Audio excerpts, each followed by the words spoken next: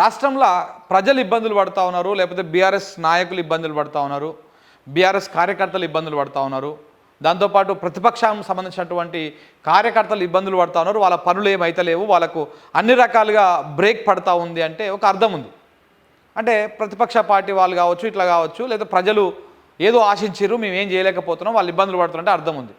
కానీ కాంగ్రెస్ పార్టీని దగ్గరుండి ప్రచారం చేసి గెలిపించి ఎమ్మెల్యే గెలిస్తే వీళ్ళు గెలిచినట్టు ఎంజాయ్ చేసి, ఎమ్మెల్యే గెలిస్తే వీళ్ళింట్లోకి ఏదో కోట్ల రూపాయలు కటల రూపాయలు వచ్చినట్టుగా పనిచేసినటువంటి కాంగ్రెస్ కార్యకర్తలు కూడా ఫుల్ నారాజుగా ఉన్నారు కాంగ్రెస్ పార్టీ ప్రభుత్వం మీద, కాంగ్రెస్ పార్టీ మీద, వాళ్ళ ఎమ్మెల్యేల మీద. ఎంత నారాజుగా ఉన్నారో ఇవాళ జరిగినటువంటి ఒక ఇన్సిడెంటు మనకు దాన్ని కళ్ళకు కట్టినట్టు చూపిస్తుంటుంది. ఈ జడ్చర్ల ఎమ్మెల్యే ఉన్నాడు కదా అనిరుద్ధ్ రెడ్డి అని, ఆయనని సొంత పార్టీ కార్యకర్తలు పట్టుకొని నిలదీశారు. సొంత పార్టీ కార్యకర్తలే, అరే మేము గెలిపించాము, నువ్వు నియోజకవర్గంలో ఎవరికి తెలవకపోయినా మేము ప్రచారం చేసి కాంగ్రెస్ పార్టీకి గెలిపిస్తే ఇవాళ నువ్వు గెలిచినాక మమ్మల్ని పట్టించుకుంటలేవు, మా సమస్యలు తీరుస్తలేవు, అది దొరికితే ఉరికితే దొరకవు, ఏంది కథ అని చెప్పేసి ఓ దగ్గర రోడ్డు మీద ఆపేసి ఆ కార్యకర్తలు, పార్టీ కార్యకర్తలు మొత్తం అనిరుద్ధ్ రెడ్డిని అడిగితే దానికి అనిరుద్ధ్ రెడ్డి గారు శంగ ఎగురుడు. ఆయన ఎమ్మెల్యే కదా, ఇక ఏం బిక్కుంటారో విక్కోపోరి, నేను చేయను, ఏం చేస్తారో చేయిపోరి, నేను చేయను అని చెప్పేసి ఆ వీడియో కూడా చూపిస్తాను మీకు. ఈ వీడియో కూడా చూపిస్తాను. ఇగో ఏం పిక్కుంటారో విక్కోండి, కార్యకర్తలను బూతులు తిట్టిన కాంగ్రెస్ ఎమ్మెల్యే అనిరుద్ధ్ రెడ్డి. తమ సమస్యలను చెప్పుకోవడానికి వచ్చిన కాంగ్రెస్ కార్యకర్తలను బూతులు తిట్టిన జడ్చర్ల కాంగ్రెస్ ఎమ్మెల్యే. మొదటి నుంచి కాంగ్రెస్ పార్టీకి పనిచేశామంటూ తమకు అన్యాయం చేస్తారా అంటూ అంటే ఇగో ఇట్లా ఏం పిక్కుంటారో విక్కోరు అని చెప్పేసి అంటారు.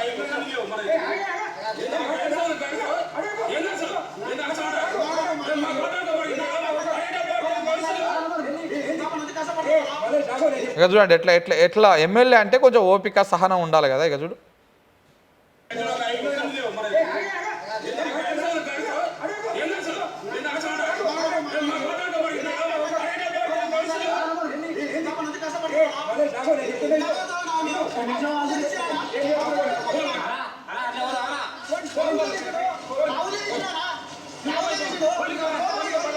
అట్లా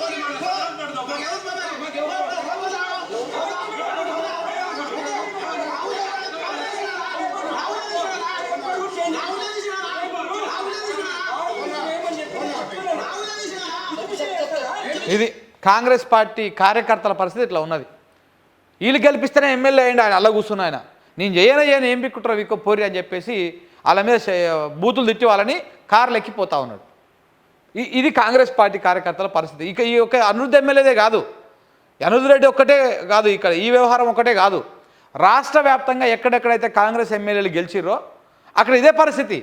ఇప్పుడు బీఆర్ఎస్ వాళ్ళు గెలిచిన కాడంటే వాళ్ళు ప్రతిపక్షంలో ఉన్నారు కాబట్టి వాళ్ళు ఆ కార్యకర్తలకు పని చేయొచ్చు, చేయకపోవచ్చు. ఒకవేళ చేయకపోయినా కానీ అరే మనోడు అధికారంలో లేడు కదరా, ఇక సరే ఉన్న కాడికి జరుపుకుందాం, లేకపోతే ఏదో ఒకటి సెట్ చేసుకుందాం అన్నట్టుగా ఆలోచన చేస్తారు కార్యకర్తలు.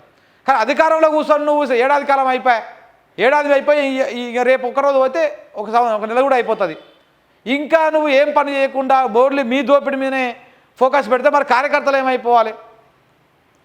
వాళ్ళు 10 ఏళ్ల పాటు ప్రభుత్వం మీద, బీఆర్ఎస్ ప్రభుత్వం మీద కొట్లాడి కేసులు పెట్టించుకొని రకరకాలుగా ఇబ్బందులు పడి మిమ్మల్ని అధికారంలోకి తీసుకొస్తే మీరు గెలిచినాక ఆ పార్టీ కార్యకర్తలను పట్టించుకోకపోతే ఇంకా ఎందుకు నువ్వు ఎమ్మెల్యేగా ఉండి? ఏదో సమస్య ఉంది వాళ్ళు చెప్పుకోవడానికి వచ్చారు, వినాలి కదా నువ్వు ఓపికతోటి. ఓట్లకు పోయినప్పుడు కూడా గట్టనే శంగ ఎగిరి గట్టనే ఆగు ఇష్టం ఉంటే వేయి లేకపోతే లేదు, ప్రచారం చేస్తే చేయి లేకపోతే అన్నావా నువ్వు? అనలేగా అట్లా. ఆ రోజు ఏమన్నావు?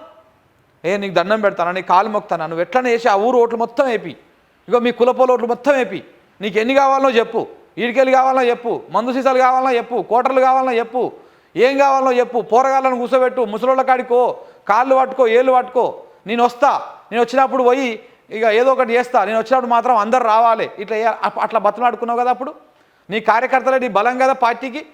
మరి ఆయా బలమైన వాళ్ళు ఇలా ఆ సమస్యలు తీసుకొని వాళ్ళ దగ్గరికి వస్తే, నీ దగ్గరికి వస్తే నువ్వు వాళ్ళని తిట్టేటువంటి బూతులు గిట్లా ఉంటాయి. నీదేం పోయింది చెప్పు? నువ్వు ఎమ్మెల్యే అయితే హైదరాబాద్ వచ్చి పండుకుంటివి, లేకపోతే జిల్లా నియోజకవర్గానికి పోతావు, ఆ హెడ్ క్వార్టర్లో వండుకుంటావు, ఆడ జరిసేపు ఏదో అధికారితో మమ్మ అంటావు, ఊరుకుతావు వస్తావు. కానీ ఊరల్లో ఉండేది ఈ కార్యకర్తలు కదా, కండువాలు వేసుకొని తిరిగేది ఈ కార్యకర్తలు కదా. ఈ కార్యకర్తలే కదా పోయి కాంగ్రెస్ పార్టీ కోటేయరమ్మ, ఈ 6 గ్యారంటీలు ఉన్నాయి, ఈ పింఛన్ నీకు 4,000 అవుతుంది, రైతు భరోసా 15,000 వస్తుంది, 2 లక్షల రుణమాఫీ అవుతుంది. ఇట్లా ఉన్నది లేనిది ఆ గ్యారంటీలు పట్టుకొని ఆ కార్డులు పట్టుకొని ఎక్కడ అవి ఏటీఎం కార్డులు లెక్క ఉండే గిత 4 గిక్కోవడానికి కూడా వనుకొస్తలేవంట ఊర్లలో. ఈ అన్ని పట్టుకొని తిరిగి ప్రచారం చేసింది కార్యకర్తలే కదా. మరి ఆ రోజు కార్యకర్తలు నీకు అంత పని చేసి నిన్ను ఇవాళ అధికారంలో కూర్చోబెట్టి నేను ఎమ్మెల్యే గెలిపించి అధికారంలో కూర్చోబెడితే ఇవాళ నువ్వు వాళ్ళ మీద ఆ రేంజ్లో కోపానికి వచ్చి ఆ రేంజ్లో బూతులు తిట్టిపోతున్నావు అంటే ఇక మరి నీ సహనానికి నీ ఓపికకి దండం పెట్టాలి. ఇది అనిరుద్ధ్ ఎమ్మెల్యేకు ఈ కాంగ్రెస్ ఎమ్మెల్యే అనిరుద్ధ్ రెడ్డికి ఇది ఒకటే మొదటిసారి కాదు. ఇది ఇంతకుముందు కూడా ఎంఆర్ఓ ఆఫీస్లో కురుకుతాడు లటక్కున కెమెరాలు వేసుకొని ఊరికి ఆడగిడ ఏదో చిన్నపిల్లగాని చేష్టలే ఉన్నాయి మొత్తం వినాయి. అంటే ఒక ఎమ్మెల్యే అంటే ఎమ్మెల్యే తరికలు ఉండాలి.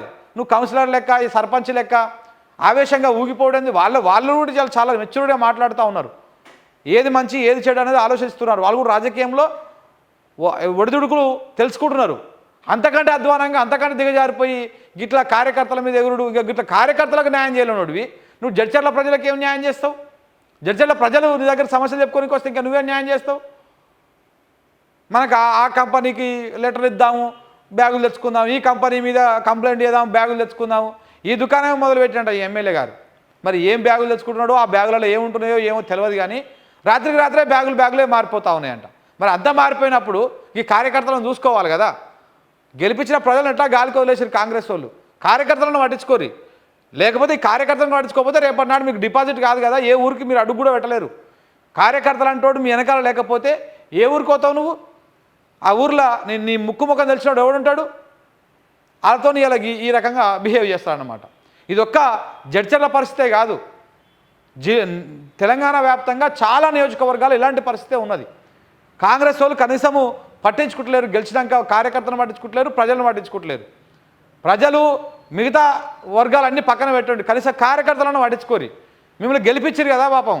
లంగ ముచ్చట్లు చెప్పో, దొంగ ముచ్చట్లు చెప్పో, ఉన్నది చెప్పో లేనిది చెప్పో, అప్పుడు సర్కారు మీద ఉన్నది లేనిది అంతా రంగరించి ప్రజలకు పోసి నూరి పోసి చెప్పింది వీళ్ళే, ప్రచారం చేసింది వీళ్ళే కాబట్టి కనీసం వాళ్ళని పట్టించుకోరు. మీరు మీ గెలుపుల భాగస్వామ్యం సింహభాగం వాళ్ళదే కాబట్టి ఆ కాంగ్రెస్ పార్టీ కార్యకర్తలను పట్టించుకోండి జర.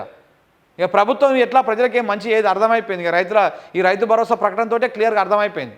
ఇక ఇది చేసే ప్రభుత్వం కాదు, ఇదేదో అభివృద్ధి చేసే కార్యక్రమం కాదు. ఇక సచ్చినమో బతికినమో ఈ 4 ఏళ్ళు ఇట్లనే ఉండాలి, తర్వాత చూద్దాంలే అనుకొని ప్రజలు కూడా డిసైడ్ అయ్యి కూర్చున్నారు. ఇక సాలుగా ఈ కాంగ్రెస్ పార్టీ కోటేసినందుకు ఓ 100 ఏళ్ళకి సరిపడా బుద్ధి చెప్పింది అని చెప్పేసి ప్రజలు కూడా డిసైడ్ అయ్యి కూర్చున్నారు. కనీసం మీరు ఈ 4 ఏళ్ల పాటు కార్యకర్తలను పట్టించుకోరు చాలు. నెక్స్ట్ టైం ఓ 20, 30, 10, 15 గౌరవప్రదంగా వచ్చి ప్రతిపక్షం అన్న కూర్చోవడానికన్నా అవకాశం ఉంటుంది. లేకపోతే మీ బతుకులు డిపాజిట్లకు కూడా దగ్గరకు రావన్నమాట. ఇట్లా కార్యకర్తల మీద ఇట్లా ఎగిరితే ఇట్లా ఉన్నది కాంగ్రెస్ ఎమ్మెల్యేల పరిస్థితి.